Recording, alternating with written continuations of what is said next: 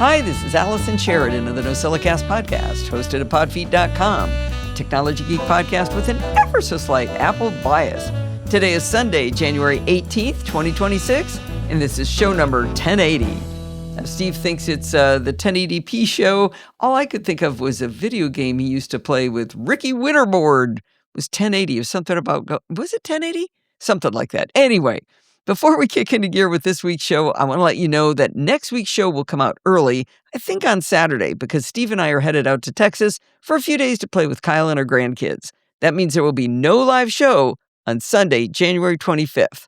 We can now resume our regular programming. Bart Buchatz has started keeping a running list of things he hears me say where I say, I don't quite understand this. He saves these ideas for what we call tidbit episodes of Programming by Stealth. They're kind of one-off topics rather than a mini-series where we do things like learning JavaScript or Bootstrap or Git, which goes on week after week in sequence. Over the years, podfeet.com has gone through quite a number of server changes as the site grew and technological advances made improvements possible. When Bill Reveal helped me do a major migration a few years ago, we changed the web server to something called Nginx. And along with that came something called PHP-FPM.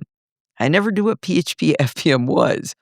Later, Teg Bushman helped me do yet another major migration, moving from the deprecated Linux operating system CentOS to Rocky Linux. Sometime after that, the site was getting hammered by some external miscreants, and one of the symptoms we could measure was PHP-FPM processes hitting 100%. Again, there's that PHP-FPM thing I didn't understand. So, in our most recent installment of Programming by Stealth, Bart walks us through the evolution of podfeet.com kind of as a case study to explain the technology changes in web server management and what cool things are possible today that were not available to us more than 20 years ago when podfeet.com was born. The last part of the story finally teaches us what the heck this PHP-FPM thing is. If you'd like to hear the story as taught by Bart, check out Tidbit 16, How podfeet.com Works, over at pbs.bartificer.net. Before we get started with the first of our CES interviews, I want to put a little disclaimer funny thing at the beginning. You're going to hear me talk to this woman about a smart bird feeder, and I'm going to say, oh, you were the darling of the show last year. This isn't the company that was the darling of the show, but the products they have are really, really cool. So there's actually two companies, at least in this category, that we're presenting at CES, and I got them mixed up, but that's okay. You didn't even need to know that because this thing is really cool. Last year at CES, everybody told me to look at the automated camera bird feeders from Birdfy. Yes. And so they've come out with even more concepts here today. And I'm with Prima Shi. I'm sorry. And I even practiced that. Prima Shi Yes. from Birdfy. And you're going to tell us about some of the new innovations for this year. Mm-hmm. Okay, hi. So this year we have this Birdfy Home Bloom. This is the honoree, the winner of CES Innovation Awards. And why it wins the awards? Because now it's the world's first 4K hummingbird feeder. And it has the slow-mo that you can see every detail of the flutter of the hummingbirds. And also you can see the whole structure is different from the traditional hummingbird feeders.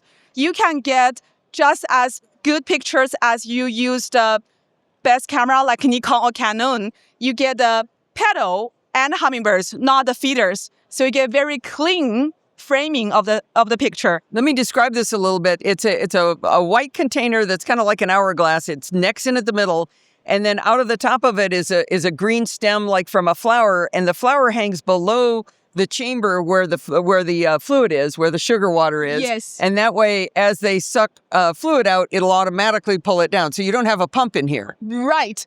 And with this structure, there's no leaking issue. Oh, that's new. I've never had one that didn't leak. Right. So that's why we say it innovative. Hummingbirds just get water from here, and it's not like from the traditional ones. I mean, this is also good, but this is a new structure compared to this one.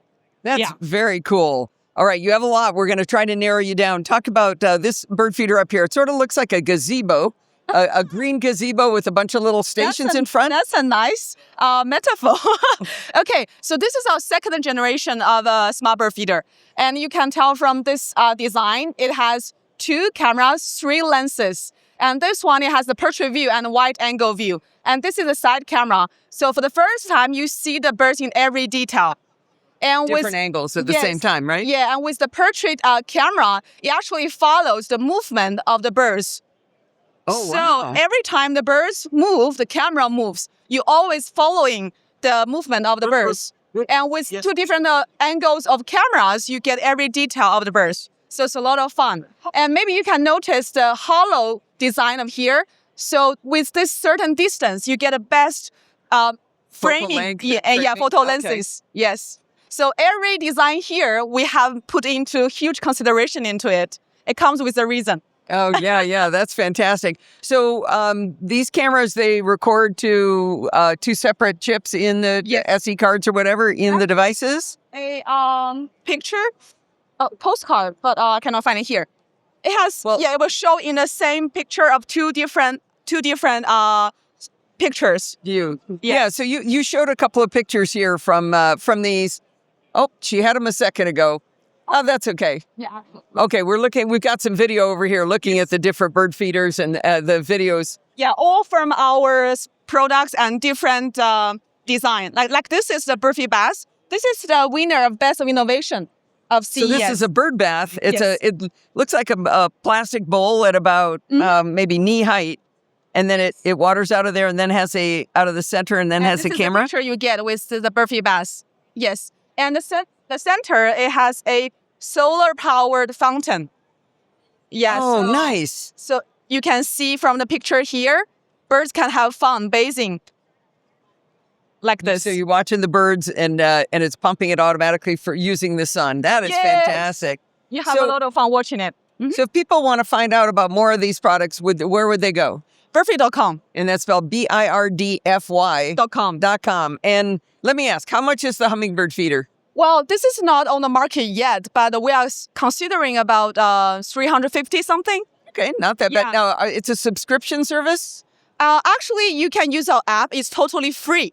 Oh, okay. Yeah, no matter you subscribe or not, you can get the basic function. But if you want to enjoy the advanced feature like the bird data, like the analysis of how many birds you get per day and how many species you get for a period of time, then you can choose to subscribe. But even you don't do that, you can still have all the videos and pictures. Okay, so I'm more of the, look at the pretty picture person, not the I care exactly who it is. That's okay. But that's a little bit of both. Mm-hmm. This has been fantastic. Thank you much for your time. Thank you. I thought that was really cool, and I think Steve should get that bird feeder for his birthday. Shh, don't tell him. When I explained to you how I mind map all of system settings for macOS 26, I stumbled across some applications hidden in macOS that I'd never seen before. I explained that while I knew about the ones that were in applications utilities, which some folks may not have realized were there, I'd found some buried even deeper. I told you at the time that I might come back and tell you about one of them. Later is now. The oddest and most intriguing app I discovered is called Panel Editor. When opening every single option in system settings and spelunking deep inside accessibility, I wandered into the section for those with motor control needs. I found Keyboard, and within there saw the option to toggle on something called Accessibility Keyboard. Within the same area, there was a button that said Panel Editor, and it explained the Panel Editor allows you to customize the panels shown by Accessibility Keyboard. I found Panel Editor again within the motor section of accessibility, but this time it was under pointer control. We're going to do a deep dive into the Panel Editor application, but when I discovered the option to open it, I got curious about where on earth this application lived on my system. As I said, it wasn't in Applications, and it wasn't in the Utilities folder within Applications either. I used the delightful app Find Any File from apps.temple.org to figure out where Apple had buried this app. Turns out it's buried in, get ready, the system-level library input methods assistive control.app/content/resources. Obviously, I can't believe you guys didn't notice it was there. Anyway, so now that we know where it is, I want to talk about my path of discovery. My standard method of telling you about tools is to start with a problem to be solved. This time, though, I thought it'd be more fun to go through that discovery process. I had no clue what Panel Editor was when I started. I just started poking buttons. So I'm going to walk you down the same button-poking path to see what we can learn. When Panel Editor first opens, it has 3 panes. The left pane is completely blank. The center pane is an empty grid, much like the fancy engineering graph paper we used to use that shows you thicker lines every inch and thin ones for smaller increments. At the top is a button that says Add Panel with a plus sign and a grayed out minus sign button that says Remove Panel. The right pane is also blank, but helpfully it says No Selection. Above the right pane are 4 icons. The first 3, Add Button, Group, and Ungroup, are grayed out. The last icon is Inspector, and tapping it simply closes and opens that right pane. I guess I can start calling it the Inspector pane since it said Inspector. That leaves us with literally one button that does anything, and that's Add Panel. Selecting it opens a drop-down menu with a list of items to choose from: Empty, Current Text, Dwell Actions, Dwell Home, 8 different keyboards like ANSI, ISO, GIS, and Numeric, and finally typing suggestions. Since I have no clue what any of these means, I decided to start by selecting Empty. I was rewarded by the word Empty in the left section written in blue, which I think indicates that it's selected. Once we have an empty panel, the Add button above the Inspector is now available to us. Let's push it and see what happens. This puts a dark gray rectangular button in the middle of the grid called Untitled. In the Inspector, we now have lots of things we can do with our button. We can name it, change the font and font color, and change whether the title is centered in the button or above or below it. We can make the button an image, either by adding our own image or selecting from a list of images representing functions like double-click, drag and drop, or keyboard. We can also change the color of the button. But what can this button do? Under Action in the Inspector, there's a drop-down where you can choose from None, Go Back, Open Panel, Show Hide Toolbar, Dwell, AppleScript, Enter Text, Press Keys, Open App, Run Shortcut, Open Panel Editor, System Event, Typing Suggestions, and Current Text. Well, let's have it enter some text. Under the action, when Enter Text is chosen, there's a field to type the text you want it to show, so I put in, "Hi, this is Allison Sheridan." Pretty inventive, right? There's a checkbox to treat this as a sticky key if we want. I skipped over Spoken Phrase. Above that section about entering text, it said Spoken Phrase. Now, I presume this means I could talk to my Mac to invoke this, but it was grayed out, as is the section below that lets you choose a sound to play. I went down a big rabbit hole trying to figure out what these are for and how to enable them. I do know that Spoken Phrase requires you to enable voice control, but I never got it to work. We're going to leave those 2 options as an exercise for the student. Okay, I renamed the panel from Empty to My First Panel. I named the button Introduction, made it red with white medium-sized text, gave it the drag and drop image, and told it to enter the text introducing myself. Okay, great. Now, how do I use this button? What we've been doing is creating buttons that you can access through something called the Accessibility Keyboard. This is an on-screen keyboard that goes by another name in macOS that you may have played with before, Keyboard Viewer. Oddly, you can't open the keyboard by either name directly from Panel Editor. To get quick access to Keyboard Viewer, we're going to put an icon in the menu bar.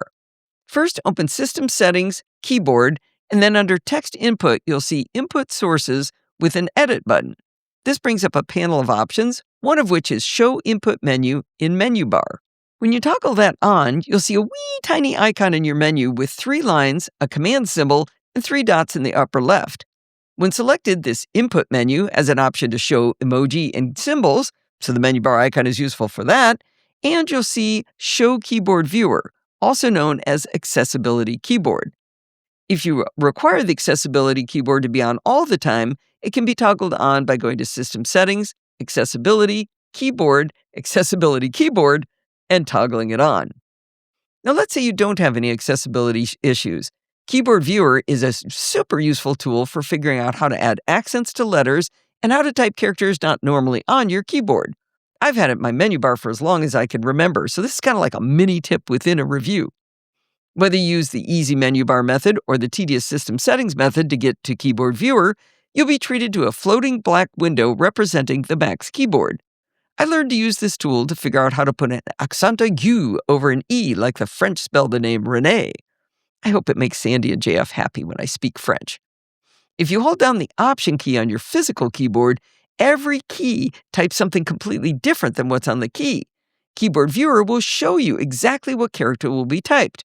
For example, with the Option key held down, the character W will now type the capital Greek character sigma. Some of the characters will show an orange box around them, which means they'll only be typed if you type them in conjunction with a regular character. For example, the character E changes to the accentic U I mentioned earlier, but it has an orange box around it, which means you hold down Option, hit the E key once, let go, hit E again, and you get the E with the accentic U. You can put that same accent over other letters, such as O, by typing Option E, O. Now, sadly, this method is kind of a lost art. With modern versions of macOS and iOS, you don't need to use the keyboard viewer to do this. Simply holding down the E key extra long, and you'll see all of the options to accent the character, including my beloved accentic U. You kids today don't even have to work to get a circumflex or an umlaut when you need it. However, if you want to talk about money with Bart, you might need to use the keyboard viewer. It reveals that if you hold down Option Shift 2, it will type the symbol for euro. Okay, that's enough about keyboard viewer and why you might want it at your fingertips. But what does that have to do with accessibility in this panel editor we've been playing with? In the upper right of the floating black keyboard viewer is a 3-dot menu. Among other options at the top, you'll see Custom Panels, and then a flyout menu reveals any panels you've created over in Panel Editor. In my example, I can see my first panel. When you select the custom panel you created, the entire keyboard viewer collapses and you see just your panel. Now I only created one button, so I simply see the red button with the white drag and drop icon. The panel floats above all other apps, so it's available for me to click at any time to type the text, "Hi, this is Allison Sheridan." Once you've got your panel open, if you want to get back to editing, you can use the 3-dot menu to choose Customize from the drop-down button, and it'll open Panel Editor again. While you're editing your custom panel, the panel continues to float on screen, but you won't see the changes reflected automatically. If you save from Panel Editor, you'll be asked, would you like to restart the accessibility keyboard to begin using the updated panels? If you say yes, the panel will disappear. In a few seconds, the accessibility keyboard will come back on screen, and then you can use your 3-dot menu yet again to open your custom panel. I tested adding a button to launch an application, telling it to open the app Mona for Mastodon. I grabbed the icon from Mona and made that the image for my Launch Mona button. Now that I understand how these images work, I changed my text entry button to look like a keyboard since I was telling it to type something. I used the action Press Keys in Panel Editor to run a Keyboard Maestro macro that opens whatever image is in the clipboard with my application shotter. You can rearrange the buttons on the grid, change their sizes, and align them so they look nice. At this point in my discovery, I started to understand how powerful Panel Editor combined with the accessibility keyboard can be for those with motor control issues. Combined with voice and eye tracking devices, it would be a lot easier to use a Mac with the right setup of buttons. At the same time, I started thinking about how this could be very useful even to those without motor control challenges. I've been able to build essentially a virtual on-screen Stream Deck, much like what Elgato introduced back in June. And one of the reasons Stream Decks are so powerful is that you can have multiple pages of buttons. With Panel Editor, you can create multiple panels and then put buttons on each panel to switch to other panels, just like you do with a Stream Deck. Opening up my panel is a bit tedious, even with the input menu in my menu bar, because it opens the keyboard viewer, not to my panel. But by poking around in the buttons, I found a way to make it even easier. Back in Panel Editor, with a specific panel selected, but no buttons selected, the right pane has a drop-down called Show, and by default, it says in Custom Panel List. That's what's selected. That's why we can get to it from that 3-dot menu in Keyboard Viewer.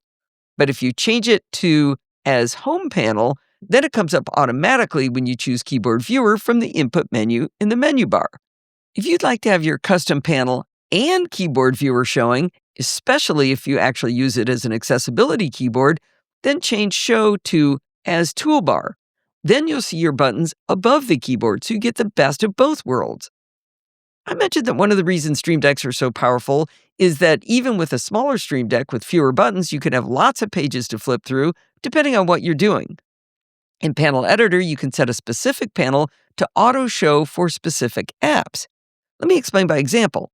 In the panel menu, I can set my custom panel to show for specific apps, and let's say I want to show it when I'm using Bear to write the show notes. Instead of making my 3-button panel the default, I can leave it as part of the custom panel list. That'll give me Keyboard Viewer showing in its default condition. But when I switch to Bear, it automatically changes to the little 3-button panel I created. Isn't that cool? You can assign a specific panel to be shown for multiple apps as well. Now, whether you're currently abled or need assistance, you may want to move your panels to different Macs. Perhaps you're helping someone else build the panels that they need to comfortably and efficiently use their Mac, or perhaps you live the multiple Mac lifestyle. Like the panel editor application itself, the panels you create are buried really deep in the system, but it's easy to save a version where you can actually find it. In the File menu, choose Duplicate. The window title across the top will be very long. I don't know, it's got this long gloppy name, but it turns out it actually gives you access to the Save As dialog box if you widen the window enough. It's got that little downward chevron you've seen before when you want to rename a file. If you do select that, you can save the file, share it with yourself or your friends, family, and even coworkers if you like those coworkers. Now, you can't double-click that file to open it, because while it looks like a single file with the .asc config extension, it's actually a package file. But on the recipient Mac, open Panel Editor, and from the File menu, you can easily choose Import Panels to bring it in. Just in case you want to try this, I compressed my first panel as a zip file, and I provided a download link to it in the show notes. Give it a try. The bottom line is that I had a lot of fun discovering this hidden gem buried in macOS, and I hope you enjoyed the circuitous journey I took you on before you got to know what the heck I was teaching you. I'm not sure this is for everyone, but we're a pretty nerdy crowd around here, and I hope you'll give it a try and just think about what Panel Editor might be able to do for you. Believe it or not, I skipped over a lot of stuff in Panel Editor, so maybe you'll find even more fun to be had. All right, so this booth looks super nerdy. We got a bunch of pipes. We've got some chemicals on them here. We're not really sure what we're looking at. We got some fun meters. So Steve and I, being nerds, we had to stop by as engineers. I'm here with Steve and Barty, and the company name is? Aerleum. Aerleum. Yeah. And what is this contraption representing here? So at Aerleum, what we are doing is making fuels out of air. So here, what you can see is our reactor containing our patented material. And this reactor is able to catch the CO2 and transform it directly into different kind of fuels. And the first fuel we are doing is called methanol. Methanol. Oh, okay. And methanol is used to power, for example, ships. It's also used to make sustainable aviation fuel. And it's also a building block for the world chemical industries, making plastics, paints, solvents, all that kind of crucial commodities. Okay, so air. Now, is this a simplification I'm looking at here, or is this really representative before I describe it? It's a kind of simplification, but more or less... Because we have a very small pipe that says air, Yeah. and it travels down, and we got a couple of little meters here, and then powered by air, and then magic happens, and it's methanol. Exactly. I think there's probably a little more to it than that. Yeah, it's a bit simplified, but basically what happened is air is going through a larger pipe than this one inside the reactor. Then the CO2 is trapped by our material. You can figure it as a sponge. So air passes through a sponge. The CO2 is trapped by the sponge. The rest of the air is released in the atmosphere. So air without CO2 released in the atmosphere. Once we have saturated our sponge, so our sponge cannot take more CO2, we stop everything. We stop flowing air. We flow hydrogen, which is the reactant that will react with the CO2. We heat up the reactor, and magic happen at the surface of our sponge, Or the reaction. Maybe I could call it patents happened. Sorry? Patents happened. Exactly. This is in the reactor you're talking about, right? Yeah. It's this. Actually, this one is the reactor we have in our lab to make our optimization on material, etc. But the one we are building right now in our company in Paris is human tool. Okay. Where does the carbon go? Sorry? Where does the carbon go from the CO2? Where is The carbon. Where does the carbon? The C in CO2, where does the carbon go? Somewhere I see. Is there carbon in this? Yes, Okay. it's CH3OH. Methanol is the first alcohol you can do. Okay, Steve, you explain the answer, what he said to me.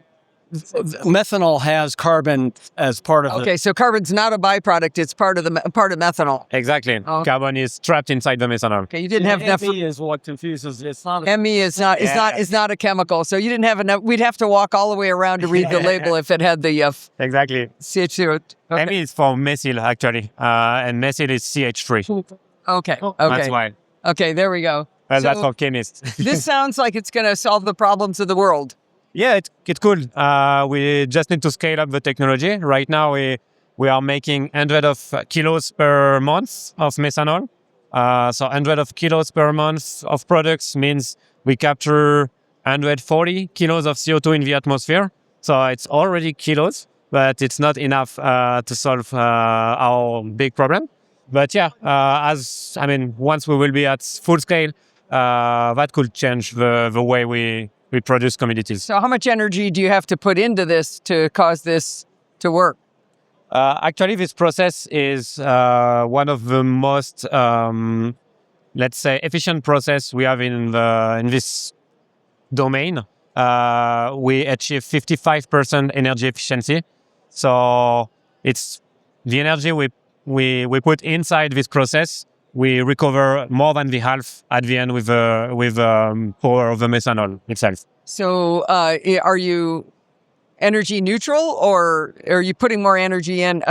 You need to be getting the energy from somewhere. Yeah, you always, more or less, always put more energy than That was a test. Recover. Yeah, because it's more or less like for example, a thermal engine. I think it's below 30% the energy efficiency. Here we go up to 55% because of this patented material, which can combine different steps. So we remove a lot of energy-intensive steps that are actually used in the industry, in this industry. So that's why we are the best in that market. Do you have a method for using the methanol to power this? Not yet, but that's a good idea. Very good, very good. So if people want to learn more about what you're doing, I'm guessing this is not a product on the market, but if they're interested in this, where would they go? They can have a look at our website, www.aerleum.com. And Aerleum is spelled AERLEUM.com. Yeah, actually, it's like petroleum, but we remove petrol, which is taking the carbon in the earth, with air. And AER. air, it's AER, Greek or Latin base. Very good, very good. Well, thank you very much. We all wish you the best of luck, Thank you so much. because we need it. Yeah, thank you so much. Whenever someone makes a new pledge to support the Podfeet podcast via Patreon, I immediately log into the service to check their work. You see, when you pledge to support the No Silicast, you choose a dollar amount or euro or yen, whatever you got, on a per episode basis. Now, the great thing about Patreon is you can also set a limit to how much per month you want to pledge, regardless of how many episodes I make in a month. Now, you get a new No Silicast every week, but some months have more weeks than others, so the amount of money you'd be spending would be uneven. Now, the reason I check is that I get an email that simply says what the per episode pledge was, but that doesn't tell me what monthly limit might have been set by someone, and once in a while, people have made mistakes that would have left them quite cranky with the service and with me. That happened just this week when John Denning became our latest Patreon donor. His per episode pledge was extremely generous, so I wanted to check whether he'd set that same amount as his monthly max. Turns out he'd set his monthly max to $240 a month. Now, I know John, and he's a fantastic guy and very generous, but I was relatively certain that's not what he meant to do. I wrote to him immediately, and he was able to fix it to set it to the correct amount. I tell you this story for two reasons. One is to thank John publicly for the years of support through fun email exchanges, as well as his generous donation. The second reason is to let you know about this monthly max trick, which makes managing your money easier and more consistent. If you'd like to check it out, please go to podfeet.com/Patreon and pledge your support.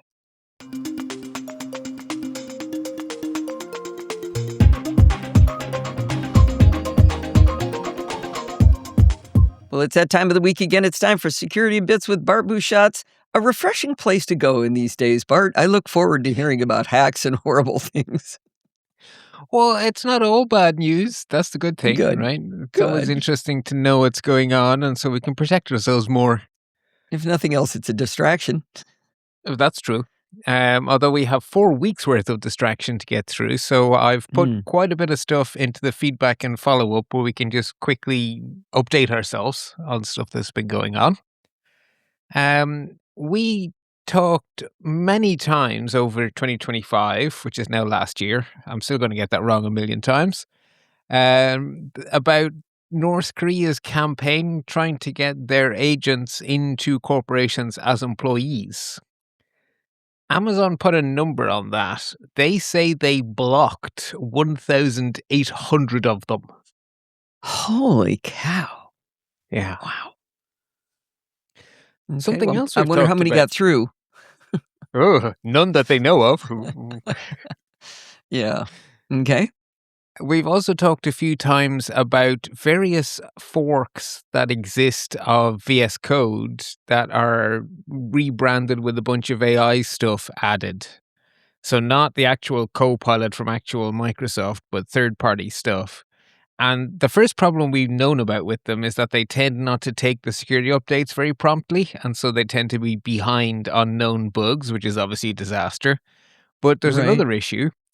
Because they're unofficial forks, they can't use the official extension store, but they do have like a fake extension store, and the app ships with default recommended extensions.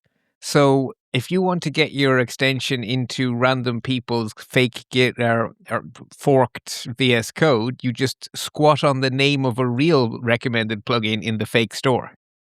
Oh, geez. It's just, don't do it. Just to review for anybody who doesn't know what VS Code is it's an IDE, an integrated digital Development experience. I forget what the environment. stands for. There we go. Basically, it's a place where you can write code, and the cool thing about VS Code, written by or owned by Microsoft, is that it has a really lively community of extensions that you can add that do things like spell check if you wanted to, or look for give you a way to highlight little bugs and stuff. So that's what he's talking about when he's talking about this fake extension store. So yeah, I guess just go to Microsoft to get VS Code. Yeah. And if you want AI, A, you can have Copilot built in, or B, there's loads of plugins for all the other AI companies out there. There's no need to go for a forked version of VS Code. Just extend the real one. Good. Stay on piste. Yes. It is also no surprise to any long-time listener that Meta don't really put the rights of their users ahead of profit. I don't think that's shocking to us. But, wait, is there gambling going on here? Yeah, exactly.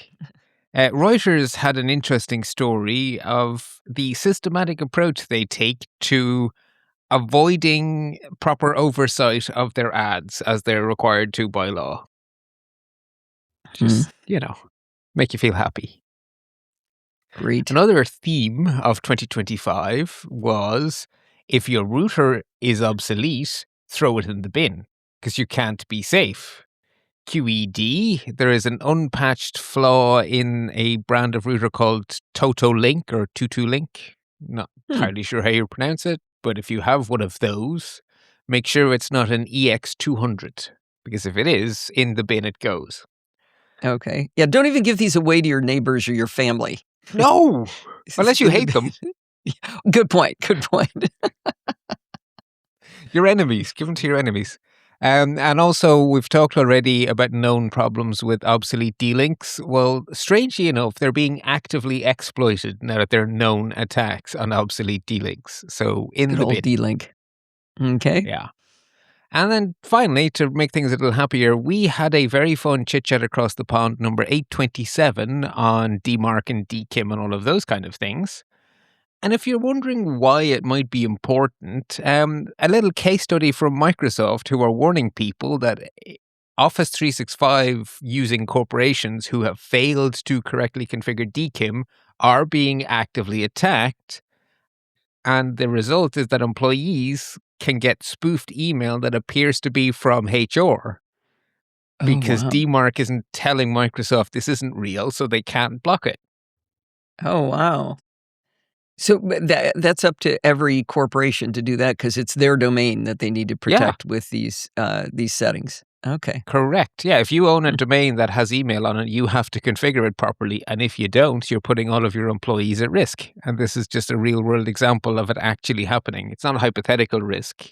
It's real. Okay, well, that makes that lesson, even though it was super nerdy and for people who manage their own servers, has gotten a surprising amount of people going, "Oh my gosh, this was fantastic! I love knowing all this and understanding it. Now I can go set it up." So that was a very popular episode. It was, and the other one was people going, "I done all of these things, and I was pretty sure I was all right, but it was nice to know why I did them." Yeah. Right, so we have 2 deep dives because we've had 4 weeks worth of news. So the first one is the one I want you to pay the most attention to, I think, because I think there's the most thing to be aware of for more of our listeners. So it's been a bad couple of weeks for Bluetooth. We have an evolution of a story we talked about last year, and then we have a whole new named bug. It has a fancy pants name because it's important. So, first to the known issue, we talked about a problem with a firmware by a Chinese manufacturer that's been rebranded in lots of fairly well-known products from people like Sony, JBL, Bose, and Marshall, hardly obscure brands. And we talked about these a few months ago. There was a responsible disclosure saying there are bugs, there is firmware, install it because in 6 months' time we're going to release the details. Well, 6 months have passed, the details are out. So if you have been holding off on checking if you have the latest firmware for your Sony, JBL, Bose, or Marshall headsets, check. How do you check on a headphone? That's going to depend on the vendor. You're going to have to look at the menu. If you bought a product from Sony, they're going to have to tell you how to update it because it won't be the same for anything else. Okay. I don't know that I've ever been told by a headphone that there was a firmware update that I can think of, but it's possible. You mostly buy Apple stuff, right? And I've got some Bose headphones. I've got Shocks, I mean, I've had a lot of other brands. They're not smart enough. Basically, the smarter the products are, the more you need to worry about these kind of things, as we're definitely going to learn about it with the next vulnerability here. This is too smart by half. Okay. But the products have a manufacturer. They have help pages. You're just going to have to go to those to check whether or not this is something you need to do. And to see whether or not you care, attackers can, via this vulnerability, initiate phone calls or accept incoming calls silently. So they can basically become your headset and take your calls. They can use the Bluetooth API that cars and other things use to access all of the phone numbers stored in your phone. They can trigger your voice assistant like Siri or Google Assistant and make it do things on the attacker's behalf because they're in control of Hey S Lady or Hey G. Or they can eavesdrop on you using your microphone, all of which has to happen within Bluetooth range. So if you're working in an environment where any of these things would be a problem, check with your vendor. Okay. Now, the one with a shiny name, the new name is WhisperPair. The new name of a vulnerability. Yeah, a big one. Get used to hearing about WhisperPair because I don't think this story is done. Uh-oh. This affects really big brands. This affects Google, Jabra, JBL, Logitech, Marshall, Nothing, OnePlus, Sony, Soundcore, Xiaomi, and even Beats.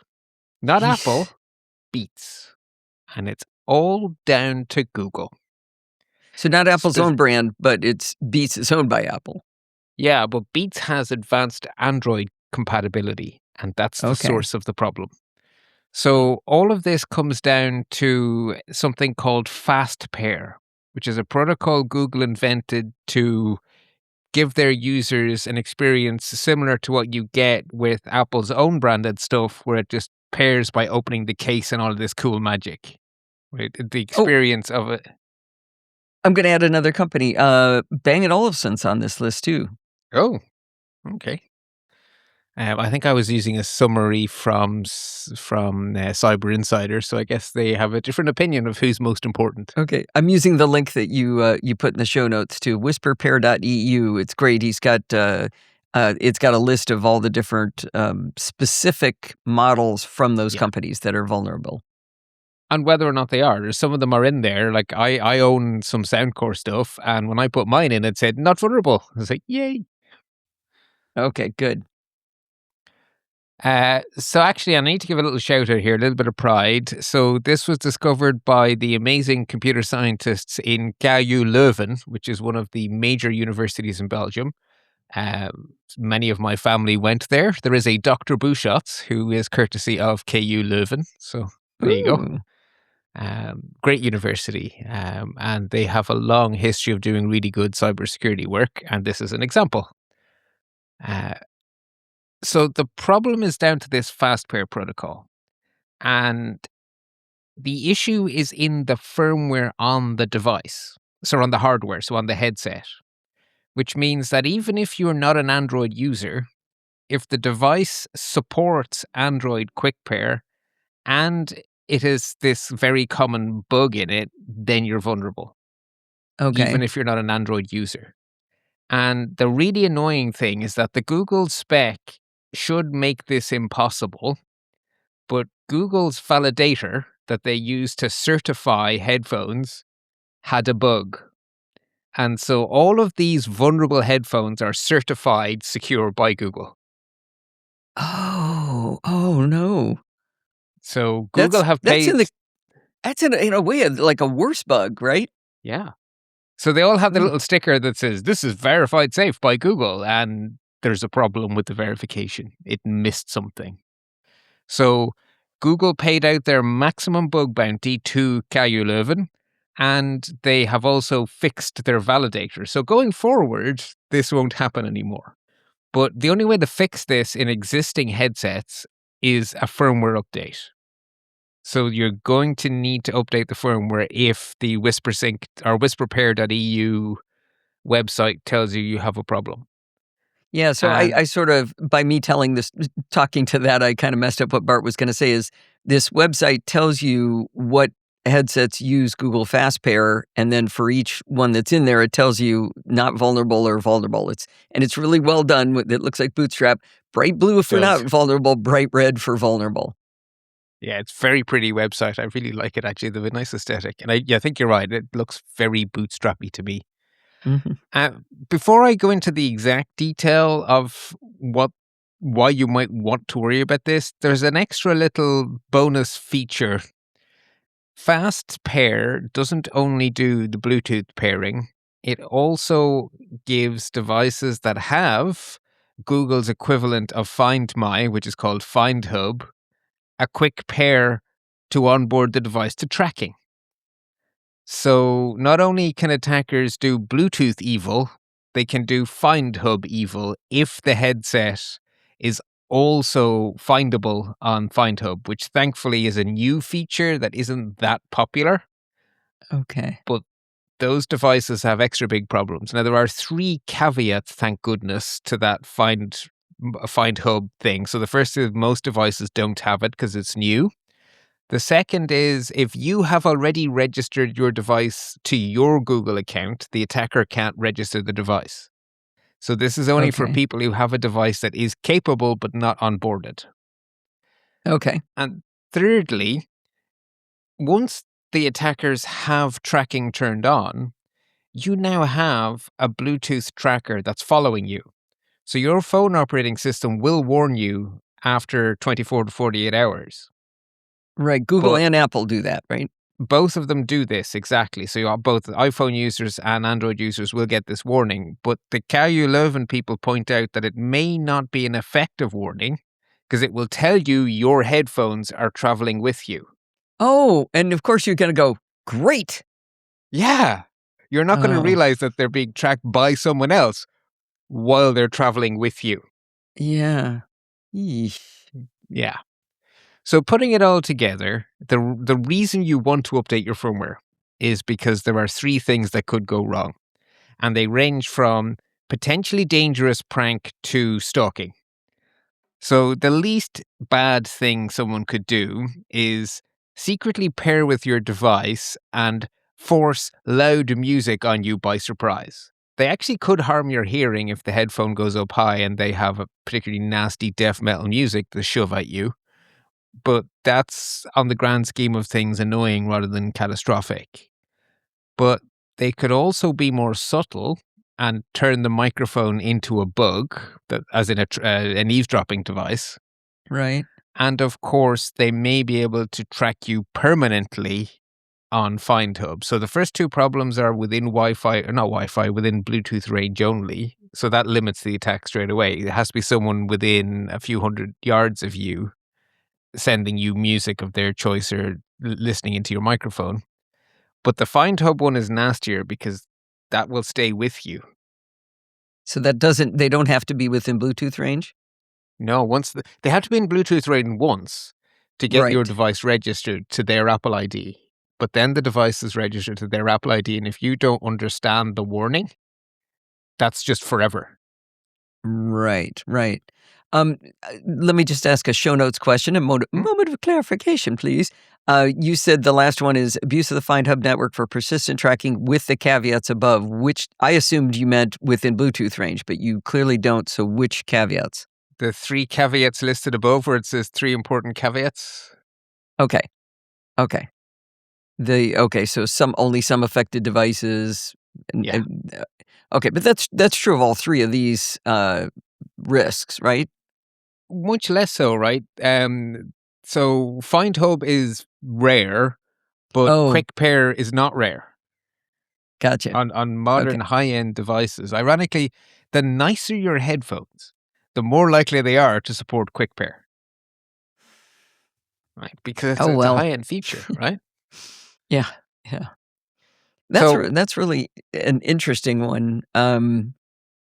Especially because the certification was wrong. Right. So I'm trying to think, even if Google fixes this, obviously they've probably fixed it already, but if there's stuff in boxes in stores or in the supply chain already, it's still, you can still buy things that will have this vulnerability. Yeah, for some time, right? You're right, until that supply chain empties out. Yeah. That is going to be true. I buried the lead when I said other kinds of manufacturers whose headphones I have. I wear Beats Fit Pro headphones. So I do use, but they're not Beats Solo Buds, and that's the one on the list. Oh, good. So your headphones don't have as good of Android compatibility. Oh, no. Whatever will you do? Oh, okay. So they actually, they've got a list of all the ones that are vulnerable and not vulnerable. But if you do a search, you will get more that may say unknown. So if I just type, there was only one Beats in the initial list, Beats Solo Buds. But if you do a search, there's actually 6 Beats options in there. And none of them, the rest say unknown, but none of them are Beats Fit Pro. So I guess I'm okay. Okay. But so do a search, not just look at the initial list. And I guess if you own unknown headphones, come back in a week and try again, because I imagine as more becomes known, that website is going to update. That's not stuck in stone. Okay. Well, that's icky. Thank you. Yeah, well, the second one is courtesy of you. So if you find this one icky, it's your fault, because you flagged this one in the chat, or in the Slack at podfeet.com/Slack. And I thought it was very interesting how you phrased it in Slack. You basically said, this sounds like clickbait, but it's from Brian Krebs, so I think the sky might be falling. Right, because the headline reads like, oh my God, this is horrible. And if it was anybody else, I would have gone, well, let's see what the real story is. Yeah. So I thought that was interesting, because the issue you've run into there is that you are right to trust Brian Krebs. Like, there is nothing in that article that is not true. Mm-hmm. But he didn't write it for you. He writes for an audience of cybersecurity specialists. So his focus is on telling you all the technical minutiae and all the possible implications and risks that the industry needs to be aware of. But they're hypothetical risks, not stuff that puts you in danger today. So what you care about is, what is the risk for me and my family now?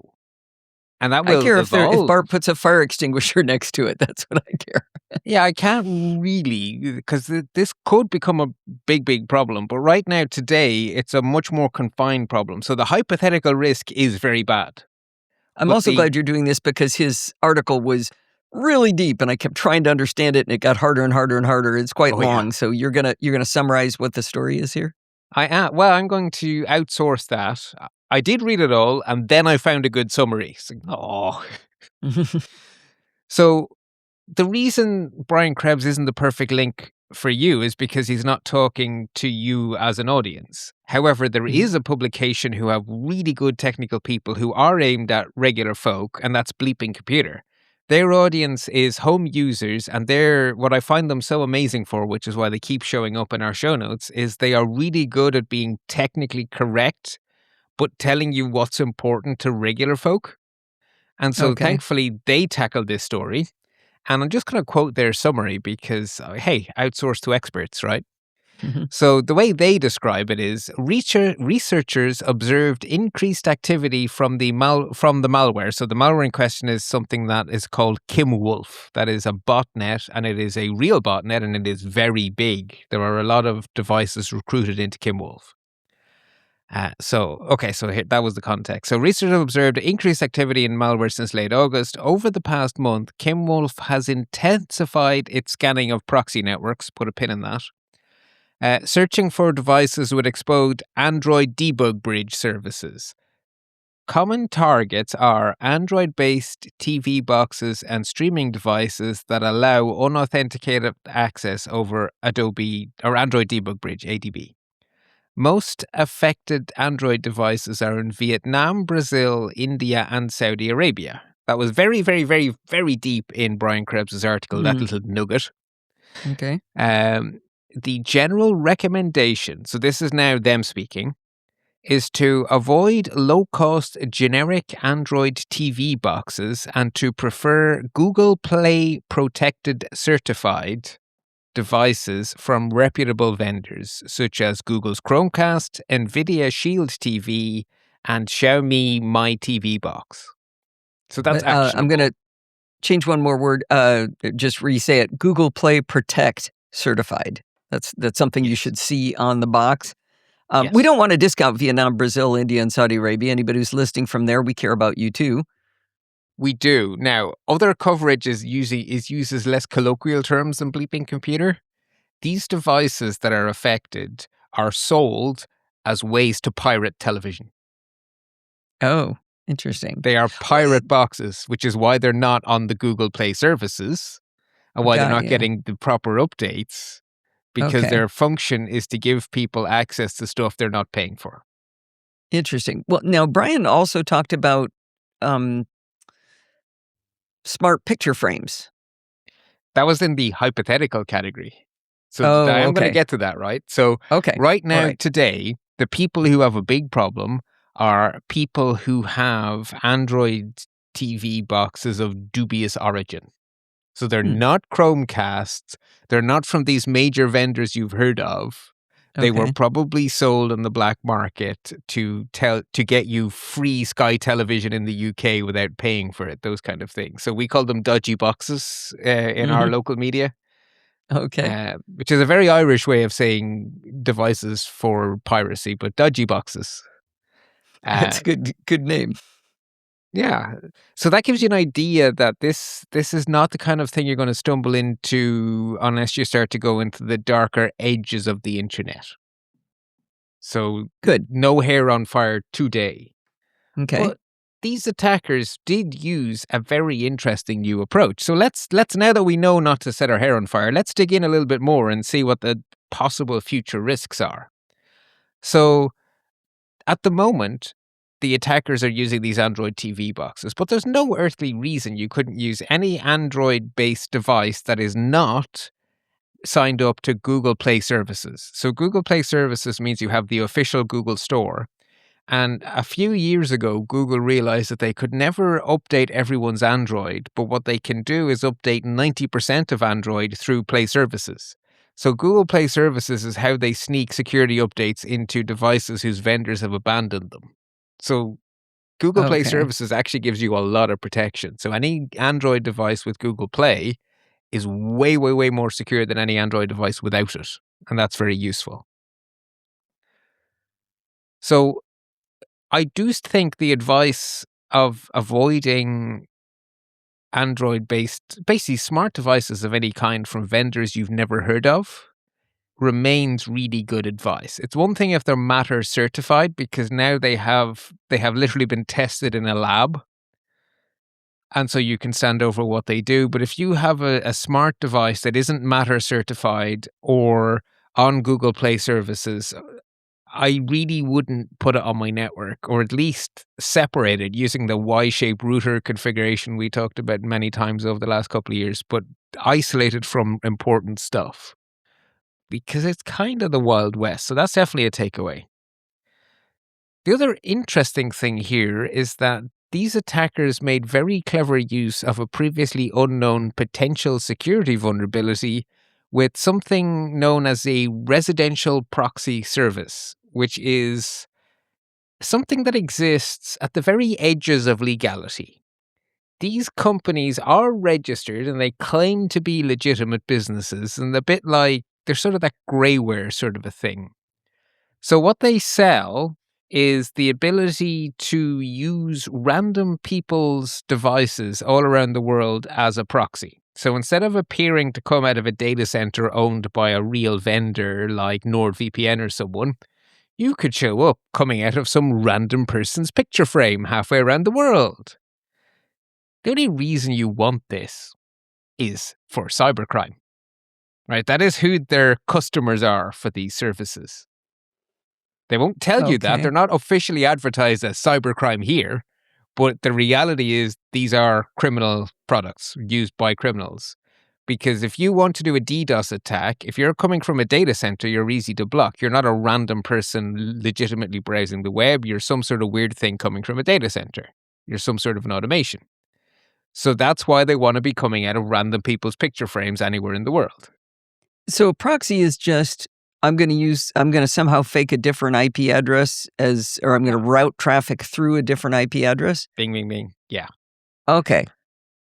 So these companies sell residential proxies. So they're selling you the ability to send your traffic through random people's home networks. How do they get the ability to do that? Yeah. There are legal and illegal means that they are doing that. The legal means is there are apps, usually not from legitimate app stores, using their API to monetize themselves. So these are usually apps offering some sort of piracy for a very low fee. And the only way the people writing these piracy apps get paid is not from you, who are a pirate and don't want to pay anyone for anything, but by also enrolling you in a residential proxy. So you've gotten a free app to give you free television you should be paying for, or free pornography that should cost money, or accessing gambling services illegal in your state, or ... So they're selling you an app that does this, but it also requires a piece of hardware. No. So they're giving you this app for free because you're the kind of person who doesn't want to pay anything. And the way they are monetizing doing that, because they're not charities, they're cyber criminals, is that they are using these proxy services as their revenue source. So they're selling you. You get a free app from the baddies, and the baddies enroll your device in these proxy networks. But that's what I'm saying. I have to not only get an app that says I want to, or that allows me to bypass these laws or whatever, pirate something, but I also have to have a device like one of these routers or I have to have some device that... Your phone. You said device. Your phone. The thing that runs the app. So if the app is an Android app that's sideloaded, because it will almost certainly be sideloaded. So the phone itself is the proxy. The phone itself becomes the proxy. Oh, so the phone okay. isn't what's being hacked. The phone is a mechanism. Right. Because So it the has an easiest- IP address. Yeah. So Android Debug Bridge is how these dodgy TVs are being hacked. But Android Debug Bridge only listens on the LAN. So how can someone on the other side of the world attack your Android TV? They need to be in your house. And the way they discovered you can get into the house is that these dodgy residential proxy services don't bother checking for 169 addresses. So they will let you Okay. proxy to a local address. So instead of going to the public internet through some random person's phone, they go to the person's LAN through the random person's phone and then Okay. attack their television, where they can then get permanent access forever and ever, amen, because who brings their television out of the house? Mhm. And now they have a permanent point of presence in people's houses. Wow. And that's how they're growing the botnet. And all of that is in Brian Krebs's essay, which is why it's a bloody essay. But he made it sound like this was a massive network. I mean, are there massive numbers of people wanting these? Yeah, especially in services not willing countries to pay where for the 'em? government don't want you doing anything fun, like Saudi Arabia. Everything in Saudi Arabia is black Okay. market. Okay. I'd like a beer, black market for you. Okay. I'd like a driver's license. Oh, wait, no, you can't have one. You can now. That's one of the few things you can do. I'd like to watch That's true. football and I'm female. Oh, no, you don't, right? It's these No. countries. I think, well, you can go to concerts now, but you still have to sit in the girls section. That's true as well, actually. Yeah, pick the two Yeah. things they have liberalized. There is a lot that you cannot legally do in Saudi Arabia. These countries are full of piracy of all kinds, because that's how you live a modern life in a country like Saudi Arabia. And if you're wealthy, the police turn a blind eye. That's how it works, because you do a little bit of a payoff to your local police person. I know this because one of the companies my dad used to work for had a facility in Saudi Arabia, and I spoke to colleagues who were assigned there for a few years, and the stories they tell of life in Saudi Arabia are shocking. The stories their wives tell of what it's like to live in Saudi Arabia are also shocking, but that's a whole other story. Yeah. Ugh, okay. Well, So that's bottom pretty line. interesting. So I'm not as worried. No, because if you stay today, if you stay in the app stores and if you only buy smart TVs from reputable brands, you're fine. If that changes, Okay. I will let you know. Okay. Well, and I mean, I always hate the reputable brand or not cheap, or basically if you're getting something for nothing.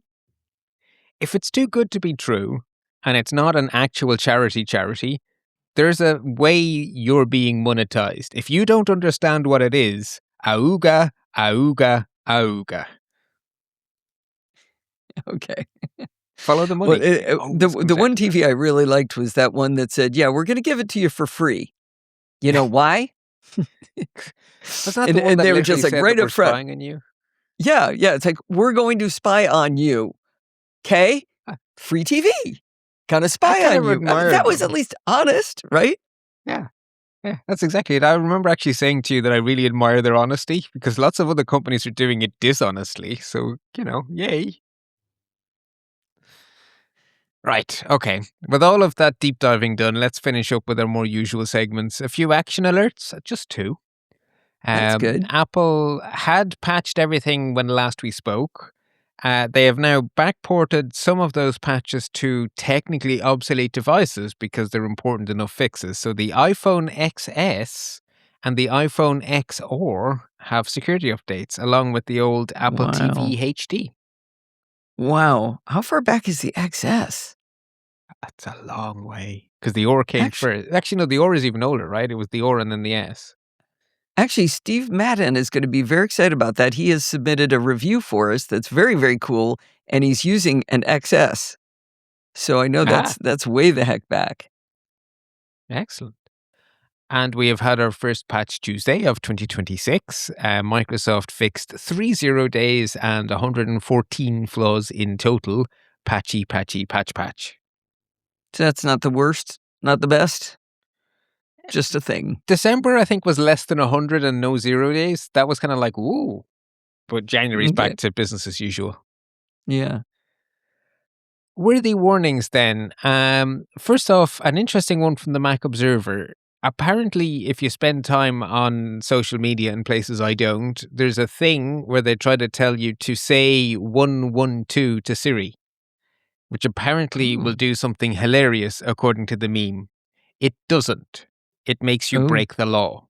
What you are doing is dialing the international emergency number without an emergency. That's the Oh my equivalent of dialing gosh. 911 when there's no emergency. Oh And my this isn't a gosh. bug. This is something that phone manufacturers have to do. You have to support 112. It's part of the GSM standard.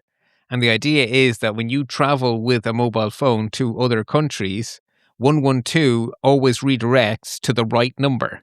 So in the US, it redirects to 911. In the UK and Ireland, to 999. Oh, so it's like a conversion, like wherever you are, Yeah. If in it'll get you doubt, through. 112 always works. And those of us in Europe where you have lots and lots of countries, we know about 112 because we travel to places where the number is different in every country. And so we just know you dial 112. I use 112 in Ireland, even though I also know it's 999. But Oh, I still use 112. It's just my habit. Always use 112. interesting. I've never heard of that before. Yeah, because in America, you have an entire continent almost where everyone uses the same emergency number, 911. You guys just know Right. 911, and it probably works in Canada too. But I'm going to Finland and Spain and Portugal and Ireland this year. Yeah, so you should knowing know it. Yeah, 112, that'd be a good number kind to of why know. I made a point of saying it here, actually, Yeah. because you are the kind of person who does travel. So 112 is a great habit to get into. I'm going to put that in my contacts Yeah, because I'll forget what the number is, but I'll remember we had this conversation. yeah, perfect. Now, the next three stories are the kind I really hate. There are major corporations who are definitely not being forthcoming and truthful completely, but it's not entirely clear how much it is they're not telling us. So, something has happened at Instagram. They have leaked something to someone, and as a result, there is a wave of fake password reset emails that are phishing, going to actual Instagram users. They insist everything's fine. There's obviously something not fine. I don't know the detail because no one does. So this one isn't too bad because if you get a reset email and you didn't ask for it, don't do anything. Maybe you don't know what else leaked. Oh, well, okay. But if they don't have your password, Which they probably don't, or they wouldn't be sending out the phishing emails. That's fair. right. Okay. Awesome. I don't know what I don't know, so it's very hard to judge how cranky Yeah. I am. Grubhub are also being spectacularly uncommunicative. There is very good evidence they have suffered a major breach. I'm going to link to Bleeping Computer. If you're a Grubhub user, you can have a read of their reporting. It seems But to they me haven't there's something admitted going on anything? here. Yeah, but there's officially everything's fine. I don't think so. And secondly, Wired is caught up in a great big mess. And unfortunately, they're now a Condé Nast company, and Condé Nast have previous. Condé Nast have had breaches and have never been good about it. It looks like it Ooh. happened again. Wow. So, yeah, as I say, links in show notes for whatever we know.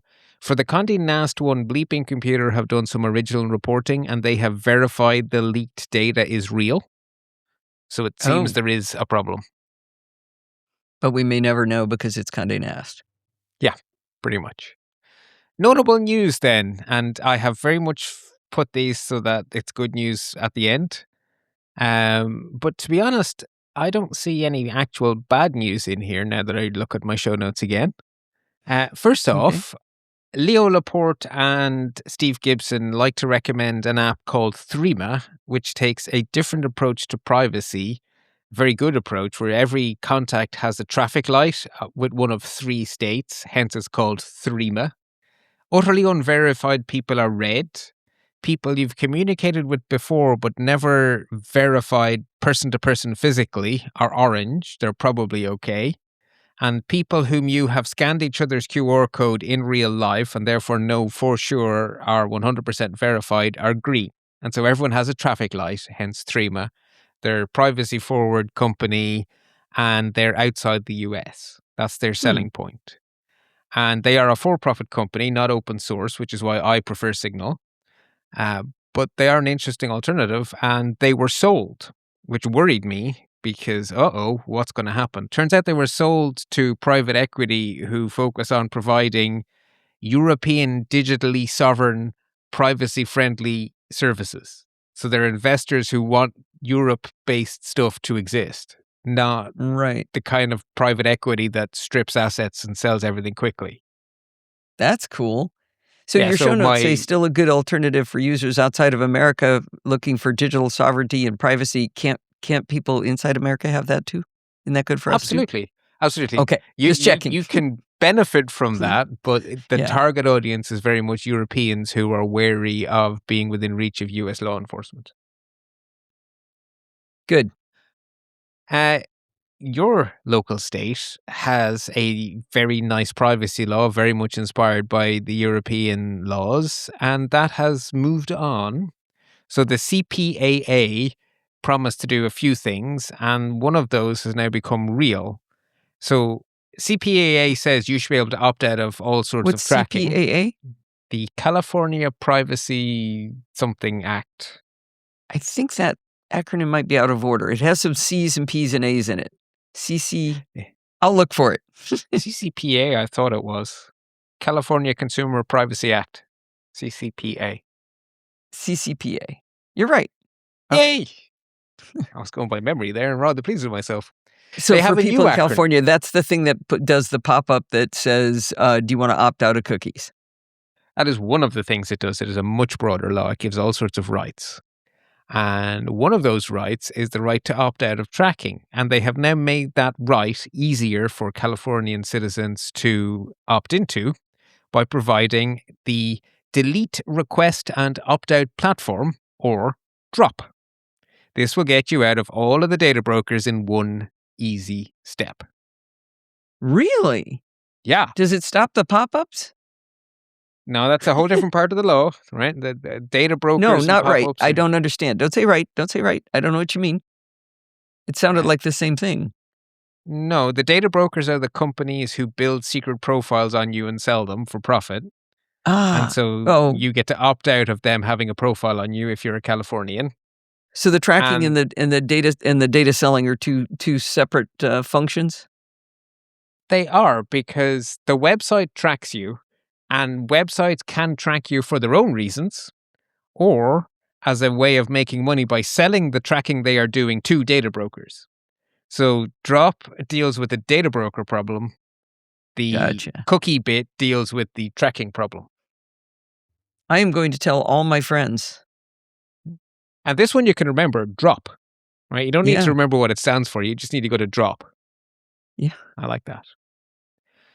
Also, I was very pleased to see that while there are certainly aspects of the cybersecurity of the US government that are leaving a lot to be desired in 2025, enforcement 2026? of consumer rights are actually doing pretty well.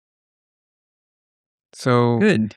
all of these stories broke in the last few weeks. So California shuts down the sale of health data in a major enforcement action. That is, again, targeting data brokers. Texas sues major TV brands for spying on consumers via smart TVs. That includes Sony, Samsung, LG, Hisense? Hisense, thank you, and TCL. And Disney have done a settlement where they've agreed to pay $10 million for illegally tracking children on YouTube. Disney was doing it? Jeez. Yeah, I know. That's not a good look, is it? No. So I think it's great that these enforcement actions are still happening. So that, a little bit of good news. I like seeking it out.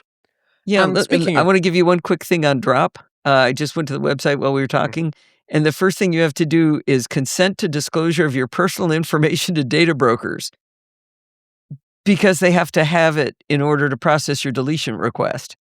They do.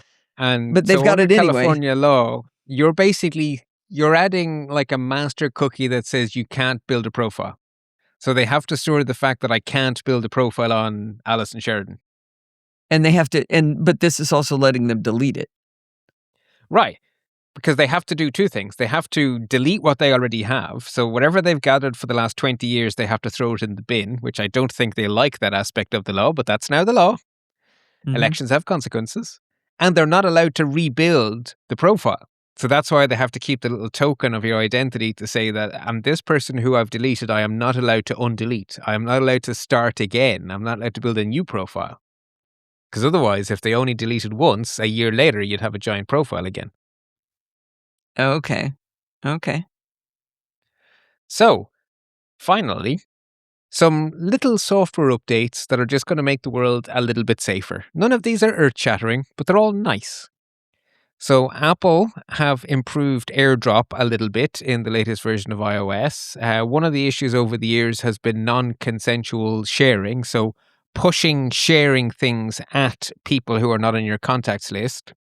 And that was used to particularly nasty effect on airplanes once or twice with threats of hijacking, which caused planes to be force landed and stuff.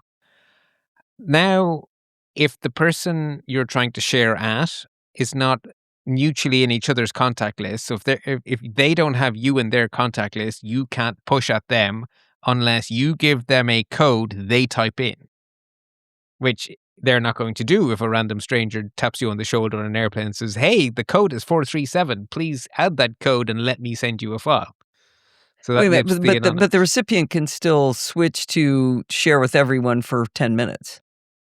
Right. No? And if they do that and you initiate a connection, then you have to exchange a code with each other. So you're sitting next to Steve. Steve has to say, really? oh, yeah, that's grand. I can see you now. 437. Why? That doesn't seem like, that just seems like added pain in the backside, not helping me. As a recipient, I already actively said I would like to share with everybody for 10 minutes. Right, but that means everybody. So if you're on an airplane, you've just proactively said hundreds of people.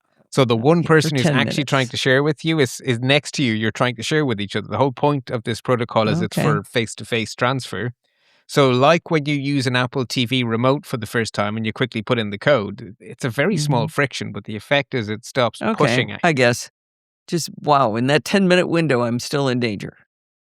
Okay. But that's proven to be the case on airplanes, particularly airplanes, subways in some parts of the world, places where lots of human beings are bunched together. It's actually proved to be a genuine problem. And Apple haven't invented this. They've been asked to deal with the problem. Okay. Microsoft are rolling out hardware-accelerated BitLocker in Windows 11, so using your graphics card to speed up your disk encryption, if your graphics card supports it. That's just cool. It just makes your computer go faster while still being secure. Microsoft are forcing multi-factor authentication on everyone who's administering Office 365. So the big major corporations have had to do this to comply with all the various regulations on credit card security and stuff for years.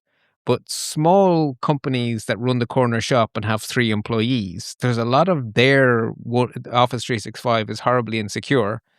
And basically, the baseline has just been lifted for every smaller organization. You now have to use multi-factor authentication, which should stop a whole bunch of takeovers, data leaks, all that kind of stuff. It just makes everyone safer. And Firefox are doing a pretty big update on your security with 147, which is the latest version that's coming soon. They're going to be on 3 digits pretty soon. Well, now it's a new version every 3 months, isn't it? Isn't it a 3-month cadence they're on? I don't remember. It's either monthly or 3 monthly, so it's going up fast or very fast, but it's definitely going up fast. They have a thing called safe browsing, and they've just done a major revision from the 4th version of safe browsing to version 5. Basically, it just tightens up all the defaults, makes everything just that a little bit safer on Firefox. I have 2 interesting insights, and these are not something I think everyone should read, but I think there are people in our audience who might find value in reading them. So the first is a really nice overview from Bleeping Computer of the biggest cybersecurity stories of 2025. It's actually a very thoughtful look back at the year. Some people may find that enjoyable. Definitely not enjoyable, but you may want to know.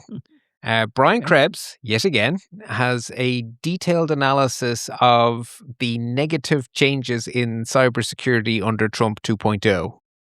So that is an overview. I didn't enjoy reading it, but I did read it all. Insightful as always. And then finally, this is very nerdy, But the takeaway is very interesting. So in order to secure something, you have to have a language for the whole community to share. How do you, if you can't even describe a problem, how do you try to cooperate to fix the problem? Right. So the first step when there's a new cybersecurity problem is to agree a language. And that has just happened for agentic AI, which is definitely a big new buzzword. So OWASP, the people who are famous for their top 10 lists, have released their first draft top 10 vulnerabilities for agentic AI. So that when people are having conversations about what do I need to think about when thinking of deploying agentic AI, now you have 10 bullet points to focus your attention. When researchers are trying to figure out whether or not a specific agentic AI is vulnerable, they have 10 topics that they need to investigate. So this just makes it possible for cybersecurity to work. This is very good in this Wild West world of agentic AI. I don't think I've heard of OWASP before. OWASP. I've mentioned their top 10 in passing every now and then. It's one of those, basically the OWASP top 10 of most common vulnerabilities hasn't changed much since the 1980s because people make the same dumb mistakes on their websites since the 1980s. It's very depressing. Okay, so this is a framework that gives you an ID, a risk, and a description so that you have a, like you say, almost like a lingua franca. You've got a common language to discuss. Okay. Yeah. This is very important, Cool. but very, very dull and boring. There are things like cascading failures, unexpected code execution, supply chain vulnerabilities. I'm closing this tab. I don't want to look at this. No, this, other people should secure you from this stuff, and they're now able to do it better. Good. Do we get to do palate cleansers yet? Why, yes, we do. Would you like to go first? I would love to go start. If you know anyone under, 20, you may have heard them laughing about the number 67. If I've got grandchildren and they just think this is the funniest number in the world and it means absolutely nothing. XKCD took it on and it's fantastic. There's a banner across the top that says Mathematical Society 2025 meeting, and there's 4 people talking. The first one says, any other new developments from the year to cover before we wrap? Second person says, oh, the teens picked a new funny number. The third person says, aw, I'm glad to hear they're still doing that. And the fourth person says, I'll add it to the list. And the numbers are 23, in a parentheses, it says skidoo. You remember the old-timey 23 skidoo, 42, 1337, 69, 58008. You have to have used a calculator in high school or elementary school to get that one. 420. I got that when I'm old. and now 67. So I just love that. It's like it really brought it into perspective. Was that we all have had these numbers in our youth at some point. Yeah. Oh, the second I get 2 of them. I get 2. And Canton in our Slack at podfeed.com/Slack put a link that took me a minute to get. The link is to guthib.com, GUTHIB.com. When you click it, all it says is you spelled it wrong. And it's actually a GitHub repo that is showing you that you spelled GitHub wrong, that you spelled it GUTHIB instead of GITHUB. And it took me the longest time to get. I just sat there going, what is this? Anyway, thank you, Canton. It took that was me fun. 2 days. I saw it go by in the Slack, and I went, oh, look, someone posted a link to the GitHub homepage. Oh, okay. And then you went, oh, this is great. Add it as a palette cleanser. And I went, what? And then I looked again, and I still didn't see it. And I went, that's weird. I'll look at that later. And then I clicked on it. And then it said, this is a typo or something like that. Whatever you just spelled said. it wrong. Yeah, I said it was a GitHub repo. It isn't. I went, oh. And what I love about this. I love people. Right. So there is really good research that humans, when they skim read, they look for the shape of words. So first letter, middle letter, last letter. If those 3 are right, your brain almost always matrixes it to whatever it should be as you speed read. So GTB, they're correct. GTHB in this case, sorry. Yeah, I That's didn't why see the it at all. brain just goes, yeah, whatever. Yeah, that's GitHub. It's brilliant. So I have 3 palette cleansers in different media. So first, I actually have a video. So I was very, very pleased with myself for spending most of my Christmas building a Lego model of the Enterprise D, the nicest Enterprise of all. And I posted about it on social media with great pride. And I got a reply from one of my colleagues at Maynooth University who makes me look like an amateur nerd. Dave is king of nerds. And he built something called an orrery out of Lego. An orrery is a moving model of the solar system. So it's basically spinning circles on top of spinning circles. And so you have the sun, the earth, and the moon. And when you crank the handle, they spin around each other accurately. Oh my gosh. I've never heard of an orrery, but I looked it up thinking you did a typo. ORRERY. Oh, that's It's a difficult fantastic. word to say and to type, but it's a real one. Yeah. Did they create it or is there a kit? I believe there's a kit, but either way, that's even more nerdy than my Star Trek Starship. Yeah, that's pretty fun. I love it. I And couldn't the not music, the music behind it is the Harry it's Potter the music. planet, is it? Oh no, it's Harry Potter's magical. Yeah, you're right. I recognize Yeah. it. No, you're right. Oh, that's awesome.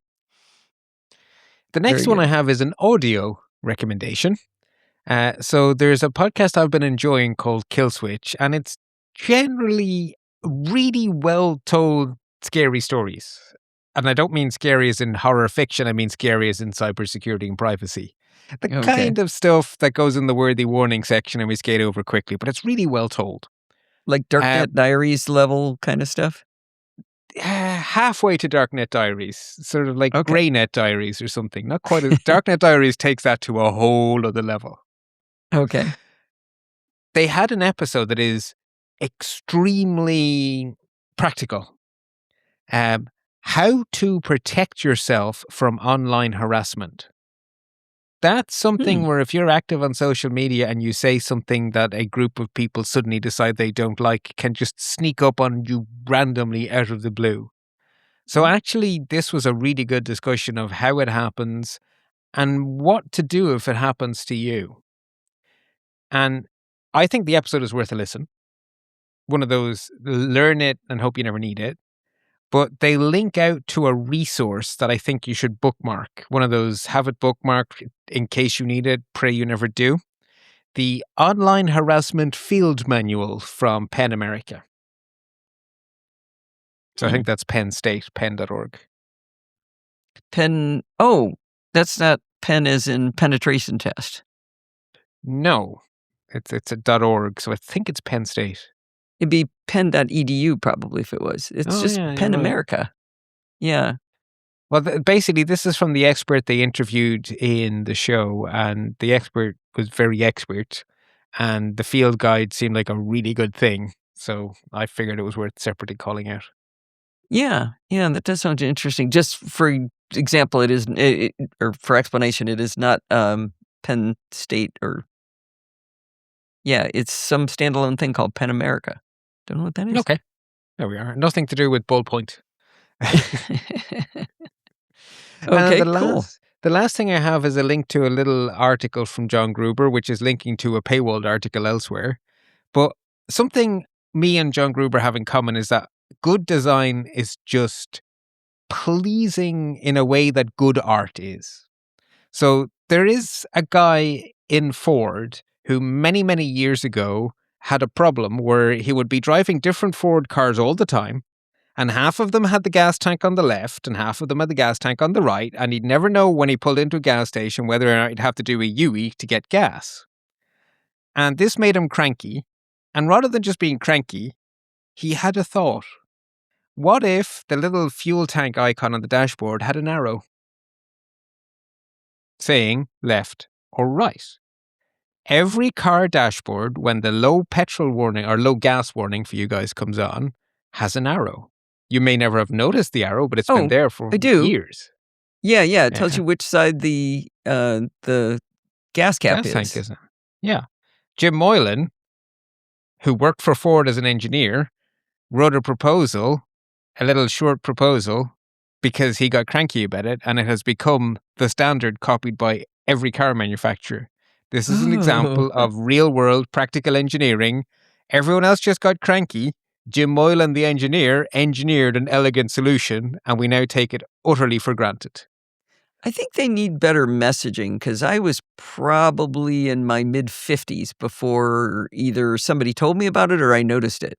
I think Steve might have figured it out when we were on travel once and he was in a rental car and he goes, "Oh, let me look for the arrow." And I'm like, "What? How long has that been there?" Apparently it's been there for quite some time. Many, many decades. The actual date is in the article. I think it was 60s or 70s. Wow. And what I'm fascinated by, because I think most people discover it when someone in the family gets a lot of rental cars. So Yeah. because Dad used to travel a lot for work, he'd always be in rental cars and he would take pleasure in we'd be in Belgium visiting family in a rental car and he'd make point of looking at the dashboard. Left or right? Left. What do you mean left? And he'd go, "Oh, look here, kids. Here's your learning opportunity for the day." You No, had I a think note we here need one says for EVs. yeah, Because, it's and it can't be left and right. and it can't be a because gas EVs symbol. It There can't be is the no gas little symbol at all. Yeah, we've got to invent a symbol, maybe a little plug, because some of the Kias have the charge port on the nose of the car in the It's got to be a badge. drawing of the car. It can't Right, be you got to, yeah. because you got to say, is it sticking out the nose or is it coming out of the right elbow? Whatever. They have come up with some really creative and ugly places to put that plug. With the I don't like the nose BMWs, I one. find weird because it's at the front fender. So it's on the side, but next to the front wheel instead of next to the back wheel. And that one just confuses the heck out of me. And the Kias with the thing in the front, so it looks like you're leading them by their Kia logo, is really weird. Yeah. It's probably just what we're used to, though. We expect it to be where the gas tank is, and there's no reason Well, it would have to be. how's about because that's where everyone expects it? Your Tesla, my old Tesla, my new Polestar, they're just where the gas tank was. And they have a little Right. flap and it opens up and you plug in. That probably has to do with how they build the batteries and where they put things, optimizing for the powertrain and all that. I don't know.